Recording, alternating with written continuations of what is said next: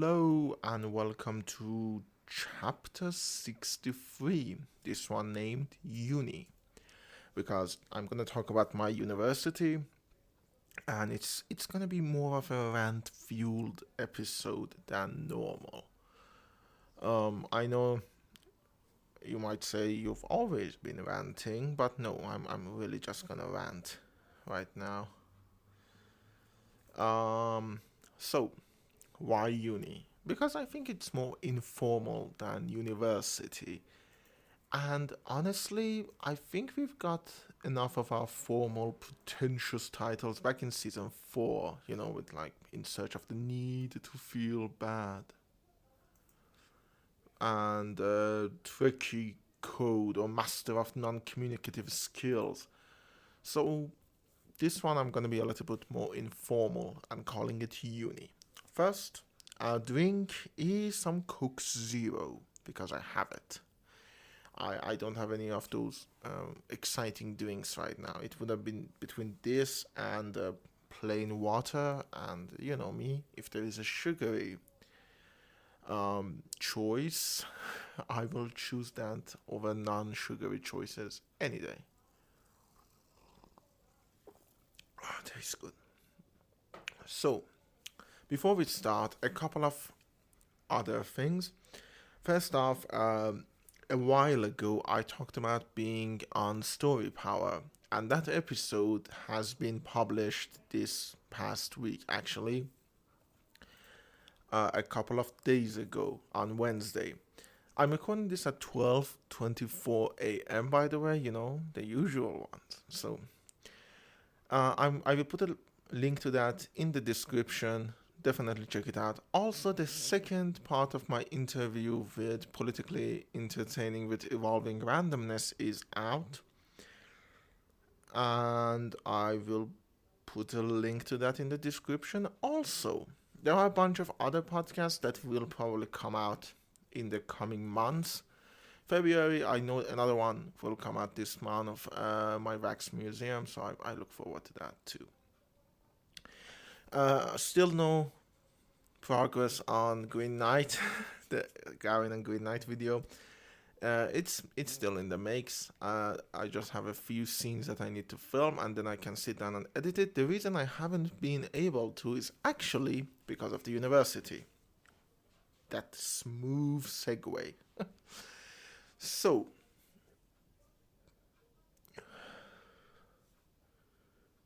let me. Oh, let me think. Where can I start? Okay, let me start with the current situation. I got into my master's degree. I got into my master's degree a couple of months ago, approximately like 6 months ago. And I'm studying cinema again for my master's degree in Tehran University of Art, but not Tehran University of Art per se, because Tehran University of Art is a state-sponsored university. You need to get a higher rate in your concours to get there. I'm in a subsection of that, which is basically you need to pay tuition. It's it's a bit asinine, but we'll get to that. Basically, it's not really the University of Art; it's a subsection of that, and that will become clear in a few minutes, like painfully clear. First of all, let's talk about what is going on right now. Um, we are supposed to pay our tuition and choose our courses for the next semester. We should have done that on Wednesday, and as you can see, it's on Friday, and they haven't still done that because we are protesting. We are protesting the fact that even amidst the high rate of Omicron, the university is forcing us to return to um, basically in person classes, which is honestly not only dangerous, it's completely unnecessary because our classes are mainly theory based. So, why would I need to do that? Why would I need to get in there for a theory based class? Like, there is nothing we need to be there for. They can tell the exact same things behind the computer and it would be as effective. Just, okay, there is that. The other thing is, we've had a professor which we weren't very fond of called Shahabuddin Adel. I don't mind naming him because he's a fucking asshole and he can go fuck himself in any orifice he chooses to do so. So yeah, fuck him. He's a kind of one of those overtly sensitive in a bad way. Like, not sensitive as in touch with his feelings, more sensitive as in if you do anything wrong, he will yell at you. It's like a scab is sensitive. And he's kind of an asshole. Not kind of, he's an asshole. He mistreats the students. He barely tells anything of value in his classes. And he has the demeanor of a very grumpy grandpa because he basically is a very grumpy grandpa. He's very old. And I'm not in the camp that, because he's old, he deserves respect. No, no. If he wants respect, he needs to earn it. And so far, he hasn't. And they've given him two classes. They've given him two classes in our last semester, and they've given him two more in our next semester, and we don't want him. And on top of that, some of the other students have problems with other professors, like another one which we've heard is not very good, another one which is right now in the middle of making a TV show, so he probably won't be able to come to the classes, but they've given him a class anyway. So because of that, we are protesting. And by the way, I need to write a 30-page paper by tomorrow. I mean Saturday, not Friday. I know it's early Friday. That means basically after I finish recording this, I'm gonna go and write the rest of it. I've written like 5 pages so far, which is not good. Because again, he says 30 pages. I'm not gonna give him 30 pages. I can't talk for 30 pages about Hammer Film Productions and Tim Burton. I mean, I can, but it wouldn't be what he wants. But I'm not going to give him 30 pages. I will probably give him like 25, less, 22. 22 is enough. And he basically just said a number, because who asks for a 30-page paper in master's degree? It's basically the norm is like 7,000 words. And he didn't give us a word count. He didn't give us a word count. He gave us a page count, which is highly irregular. Because, asshole, how am I gonna know how many words you exactly mean by page count? I can increase the size of the font and reach like 40 pages. Anyways, he's kind of an asshole, as I said. And so, due to that protest, a couple of things happened. First of all, we have this guy who is like in charge of our major. He's in charge of cinema major in this subsection of art university, which I'm going to call. Oh, sorry for that. I don't know why my phone did that. Where's my phone? Oh, I always forget to silence this bitch because, I mean, nobody really calls me, but okay. I'm sorry. As you can see, I'm very vulgar tonight because I'm very mad. There are other stuff too, like, again, I haven't written that, and I'm mad at the some of the aspects of my life, but that's not important. The important thing is university now. I'm going to call our university Paradis because it's called Paradis خودگردان دانشگاه هنر, and that would be easier for me.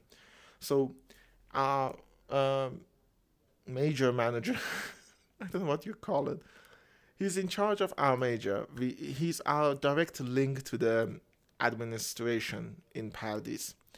He's a kind of a spineless jelly. He never does anything for us and just comes and tells us that, oh, I can't do anything. And a while ago, we asked him that we don't want that Professor Adel. And he said, well, I'm going to resign, and went away. He didn't talk to us for 2 weeks.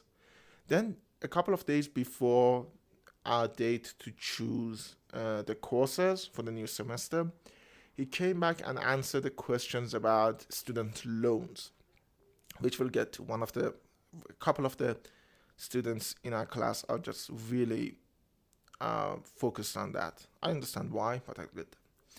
So he talked about that, and I asked him if he had actually resigned, and he said in a joking manner that no, I haven't. But if you want, I can check up on it if it pleases you. And I said no, because if you didn't do that, you're still our direct link to the administration. What happened to online classes? We were supposed to have. Are we going to have online classes? And what happened about Adele? He didn't answer me for like an hour and a half. And then I, in a fit of rage, told him that, you know what? I actually would like you to check up on your resignation, because it seems like you have a tendency to go away and not answer us. And he called me a rude person. I said, thank you, I don't care what you think. And it basically became kind of a shit show. And in the midst of all of this, one of the students